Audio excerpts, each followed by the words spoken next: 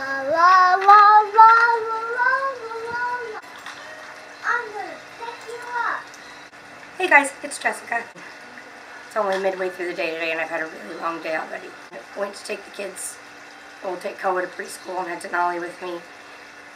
And as I'm rushing to get in there, I get Koa to the door and the teacher's like, did you remember Koa's bike and helmet for the triathlon?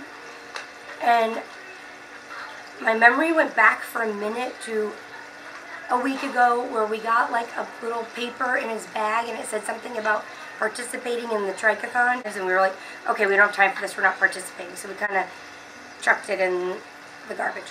So when I got to his school and the teacher's like, did you remember his bike and his helmet for the triathlon today? I was like, today? And she's like, yeah, it's at 10:30. All the kids have their bikes and their helmets.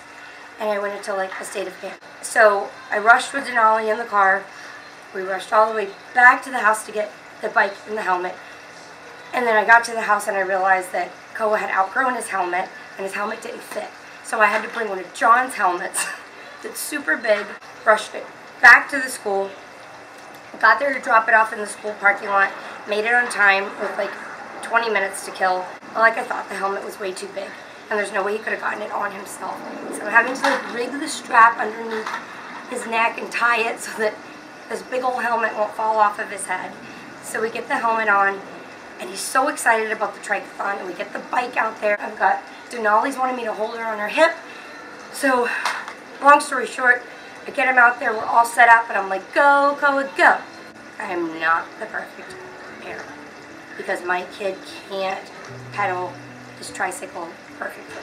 And about 90% of the kids are flying around the track. And Koa looks at me and he's like, Mommy, I can't do it.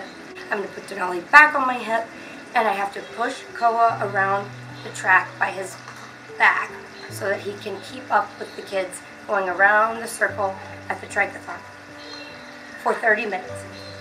I was in the hunched over position. He had a great time.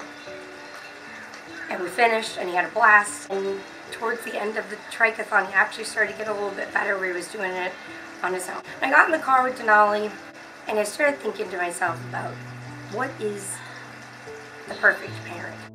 The perfect parent clearly isn't me because the perfect parent would have had the bike and the helmet there lined up as the doors opened this morning and would have known that the triathlon was at 10:30 and wouldn't have assumed that it's an extracurricular activity.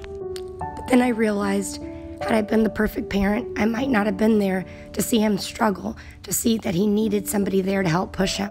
Because I was imperfect, I made his day perfect, and I got to teach him to ride.